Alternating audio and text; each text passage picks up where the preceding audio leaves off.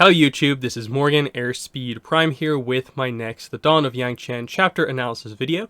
This one's going to be for chapter 12, Fallback Plans. So, Yangchen has completely changed the dynamic with the Shangs by threatening them with telling the Earth King of their sort of illegal dealings, allowing more trade through that they're not telling him about. So, what we jump into in this chapter is the ending of their meeting with the idea that Yangchen, in doing this, has effectively ground the meeting to a halt, and while they talk, nothing really happens. And so we just get this kind of really quick sort of goodbye sort of scene with the idea that, you know, they laughed at her, they insulted her, she brought out the big guns, and it changed everything in the meeting, and it pretty much is all anyone can think about. The second half of this chapter revolves around Yangchen realizing that she needs to do the second stage of this, which is that she has left them with something to ponder and consider. Do they go ahead with Yangchen's deal and just, you know, help the people? She won't tell anyone. Or do they try and manipulate around the Avatar? So she wants to overhear what their plan is so she can better plan a response herself. So she decides to spy on them by infiltrating the meeting hall by going through the heated floors like she said she would earlier on. And the chapter is mostly about Yangchen's sort of trip through the heated floors, a little bit of an incident that happens, but her getting to the point at which she needs to be. And the chapter ends with the idea that next chapter will jump in with the Shang meeting with Yangchen listening in. Next chapter, very important. This is more of a setup, but there's some good stuff in it. So, let's go through it here in some detail. So, opening sentence. The rest of the meeting went. Tongues formed words, words came out of mouths, but nothing of import was said. The Avatar's challenge was an iron pillar in the middle of the road. Every piece of conversation had to go around it. So, like I said, anything else there is to be discussed doesn't mean anything because Yangchen just delivered a sledgehammer blow with bringing the Earth King into things, basically. So, it does note that Yangchen feels she sort of made a mistake here with this. That, you know, she used strategic provocation and that it was reckless and that it was spurred on by her wounded pride. Which is true to a degree in that she would have preferred to do things the right way, but there was no other real option, I suppose, that she necessarily had. Because Yangchen is a good negotiator, a good diplomat, and if she felt that like she had to bring out this weapon that she had, you know, what else could she have really done? They were not going to listen to her otherwise, unless she threatened to put everything at risk. So, it's just this unfortunate situation for her like that. Like, yeah. Why does it always have to be that I have to resort to the darker tactics effectively? Why is it always the case that they won't just negotiate normally and force me to blackmail them and spy on them to do what needs to be done, to force the reasonable thing to happen? And again, it's that sense with Yangchen, the sheer effort that needs to go in to just make what seem like very normal, logical, reasonable things to happen because she's going up against people who are very unreasonable. So, as she goes to leave, we get little things like they highlight that Sadao is not going to leave with Yangchen and Boma. He's going to stay behind. Obviously, the idea he's more working for the Shangs than he is for Yangchen. So she's aware that he's basically a spy, and she's fine with that. Henshi kind of walks her out and has a little bit of a final conversation with her, though, and it's kind of like, Avatar, I wish you'd brought the matter of the ships to me first, in private. I would have been in a better position to help you. So all of a sudden, he's kind of now like, oh no, let me help you. Why didn't you tell me this beforehand? And it's obviously like forgetting the fact that they basically tried to laugh her out of the place by insulting like spirits and the fact that she's involved with that sort of stuff. Yangchen's just like, I regret the delivery, but not the contents. So highlighting that she wished she didn't have to use this as the only way to get back into the discussion, but fundamentally, you know, she realizes that this probably is something that did need to be addressed. So she says, your masters are men and women so enamored with themselves that they justify squeezing common folk and cheating kings. Henshi's rebuttal is that it's their right to look out for themselves and their families. Family isn't an excuse to trample upon others, Master Henshi. Well put, and he's just kind of like, I will do what I can to convince them of your wisdom. She does apologize to him and say, like, I'm sorry for causing you trouble, and he just says, problem solving, it's our job. So it's this kind of more ominous thing of just like, Henshi is more thinking about, how do I find a way out of this situation? Because again, it's the Shangs kind of being like, they don't do the obvious thing that Yangchen suggested in the first place, which was to just help the people, which in turn would help themselves. Yangchen has now sort of forced their hand of like, help the people and I won't tell the Earth King that you're cheating him. And they're still kind of like, but we still don't want to give the money to the people to help them. How can we work around this? And it's just that sense of like, come on, Shangs, really? Why are you like this? That even with this massive threat, there's still a sense of like, what if we didn't do that?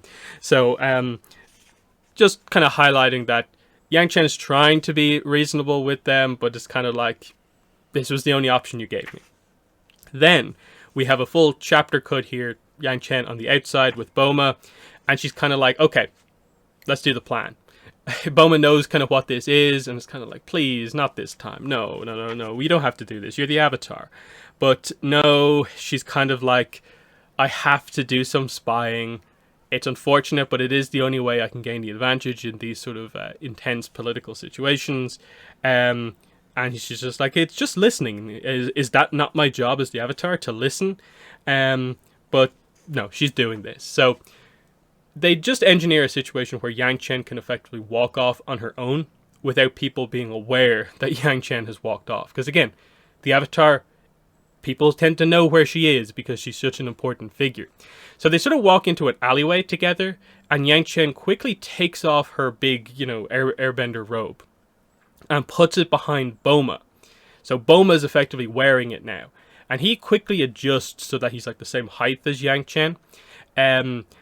It's not a great effect, but because the cloak is so big, people do from the back just see it as, oh, Yangchen has just walked through an alleyway, not realizing that, two went in, one came out.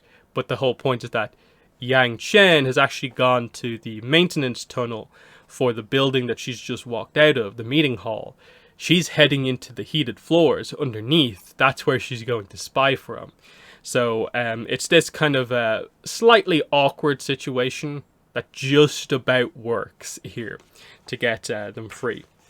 So we just get this situation where it's just described that, like, okay, this is pretty much like an abandoned heating system. Obviously, for sort of cost-related reasons, the meeting hall doesn't really use it anymore, but they're still there, open, intact, but dirty, filled with cobwebs. It's not great. Yangchen is going to have to get quite filthy to go through this to get to where she needs to go, and because of where she's entered, there's a pretty long way that she has to trek through in the heated floor system to get to the proper listening position underneath the meeting hall, the meeting room that she was just in. So we basically just get this idea of she has to do the kind of crawl kind of thing. There's not a lot of space here, so she has to go kind of Metal Gear Solid style through this section here. It's a full-on infiltration here.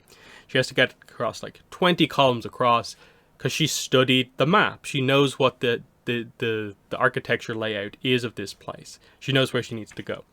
So, they just quickly, describe the area of just like it's old. A lot has been built over it, so there's not a lot going on in here.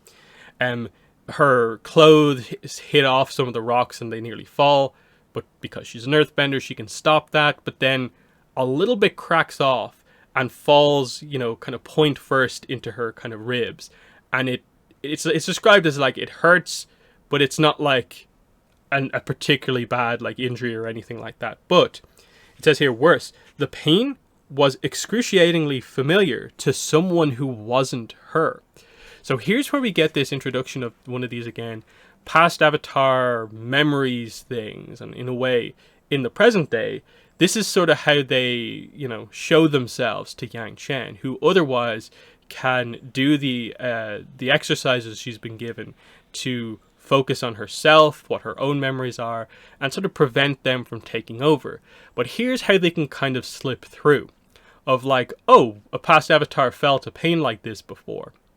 And then all of a sudden, her being slightly injured, trapped in a way in this kind of tight heating system, all of a sudden she's kind of like, her heart slammed against the walls of her chest, trying to break free. And she's like, not you, not you. She didn't know whose terror had paralyzed her, whose memories had boxed her in, but it didn't matter, it was pure math. Out of 1,000 lives, at least a few avatars would have been debilitatingly afraid of confined spaces. So, a little bit vague there, of course, but because they're not telling you which avatar it is, they're saying, oh, it must have happened with a few avatars, but just that's what's happening here. Yangchen herself is not afraid of confined spaces, but past avatars were. And because she's sort of like opened herself up a little bit to some fear coming in, it's on the verge of becoming this sort of past avatar memory panic attack style situation. And this is, I suppose, in a way, the example of one of these sort of triggers for one of these fits about to happen. So how does she get herself out of this situation? And it is to remind herself that Avatar Yangchen isn't afraid of being buried alive. You're not going to die here, you're not going to die. She suddenly remembers the idea of, someone telling her, wake up. A voice from her own memories, not a previous avatar's. Jetson's voice, wake up. And then what she latches onto after this is, oh, Kavik. Only I, in the Avatar cycle, have met Kavik. And even though we only met, like, yesterday, we've already had, like, a few sort of, like, important interactions together that are memories that I sort of do remember. The idea that, like, he tried to steal from me. I healed his hands. Stuff like that. So... And she remembers as well that, oh yeah, how he infiltrated the Blue Manse was like he basically had to be in the middle of the walls in kind of a cramped situation as well. He got out of that situation. I can get out of this one. And so it's very interesting that it's like a combination of Jetson and Kavik that are the things that kind of get her back into the zone effectively. So that's what happens here. This little panic attack here loses her a bit of time, so she has to really quickly try and get all the way across the building to where she needs to be. So she does this kind of cool airbending technique here. It's described that she did this previously on the airball court, but got in trouble for it because it was kind of dangerous. So she's in basically like a box that she doesn't have much space in. So what she does is she kind of airbends around herself and sort of puts herself into a spin and sort of fires herself through the heating system like an arrow. They describe it as like, was it like like an arrow with offset fletching. So I suppose this is to keep her going straight by putting the spin on it. She just goes straight down. And she gets to where she needs to, no problem. She manages, it says here, to not like, smash her head into the wall, to not dash her brains out. So she gets there and she arrives where she needs to do and hears some of the Shanks talking, but they're just casually talking. It's kind of clear that, okay, Henshi has not arrived back to the others yet. So she's on time. And that's where the chapter comes to an end, with that. She's in position. All she has to do is just wait for the meeting to start and she'll get the information that she needs. So, interesting stuff. One point I'll go back to here is just that, like it said, out of 1,000 lies, at least a few avatars would have been debilitatingly afraid of confined spaces. Now, obviously, we basically know from like logic, there are not 1,000 avatars, but they always tend to word it this way to just get across the idea that there are many, many avatars. They do the same with like Wan Shi Tong. It's like he who knows 10,000 things. Knowing 10,000 things isn't really that impressive. Most people probably know 10,000 things and more if you really bullet point list out every single thing. So it's more meant to be like, I suppose the word 1,000 is just a large way of saying many in these contexts, because we know that the Avatar has been around for, 10,000 years, from 1 to Korra.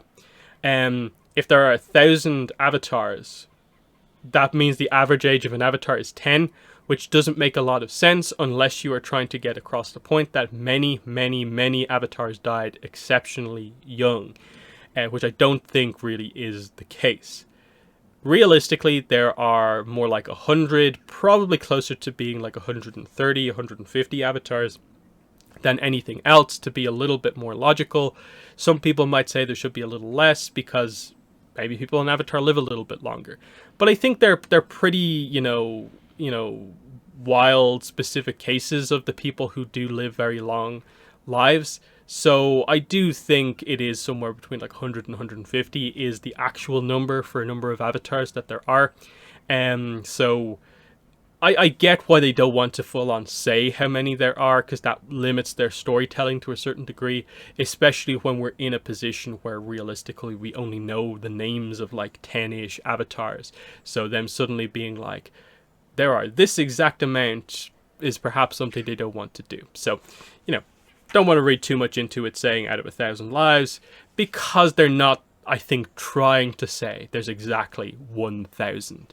It's more just, there's a lot of lives. Of course, 1 or 2 of them must have been afraid of confined spaces. Which is probably the main takeaway from this chapter, ultimately, is just that idea of the whole plagued by, voices of avatars past for as long as you can remember. That's the way, at least in the present day, it comes to a head. It's just a certain situation that she's in reminds her of a memory or a pain of a past avatar, and it runs the risk of her kind of being taken over by that avatar and her experiencing that traumatic memory. And she has to really heavily attach herself back to her own memories to stop it from happening.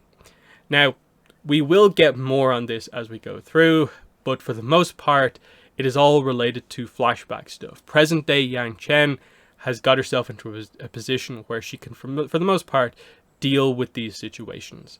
Again, this will likely be, I suppose, a plot point as well in the next book as well, and maybe they'll use it more there. But the setup is somewhat nice, and at least here it's done like, okay, there's a basic example, makes sense, but she gets herself through it and into position. And in an interesting character way of remembering, like, I think this is the first mention of Jetson in the kind of present day story.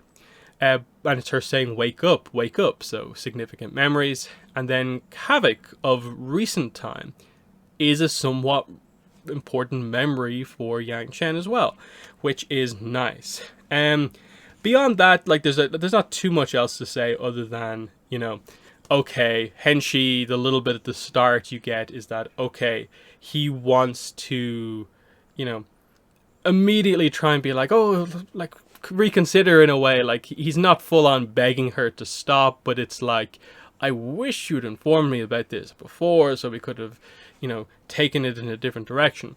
But it's clear they would have just tried to maneuver Yangchen around saying anything about it. There's still that sense that they don't really care about the same things she cares about. The people don't really matter to them like they matter to her. So, there's a fundamental disconnect between the two of them in this situation. But the meeting that she's about to spy on, very important. The next chapter is key to the plot becoming more of a significant plot in the book. But for now, that has been chapter 12. In the comments, let me know what your thoughts are. But that has been the video. Thanks for watching, and bye.